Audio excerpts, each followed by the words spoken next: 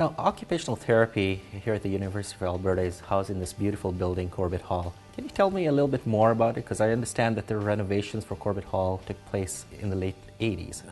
As I said before, there were a number of us living here, and space was at a premium, and a grant came specifically to Corbett Hall.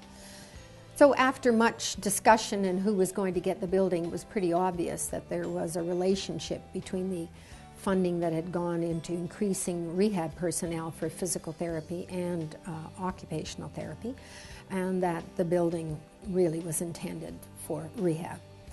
And the building, many people say, well, it's been restored, but really it's more than restored. But they did capture some of the architectural details in the hall, and it has been a great meeting place, especially receptions. We had lots of parties in the 80s. We made it a point of celebrating, and we made a point of inviting everyone who was who in the zoo, in the university. But we had a gala event at the faculty club, and it happened to be the day that I got my master's as well. So it was a wonderful thing. But the funny part of it, you know, is it looked grand, but behind the scenes we were doing the flowers, we were doing the hors d'oeuvres here and there, and then eventually ended up in the faculty club. So there was a lot of occupational therapy activity.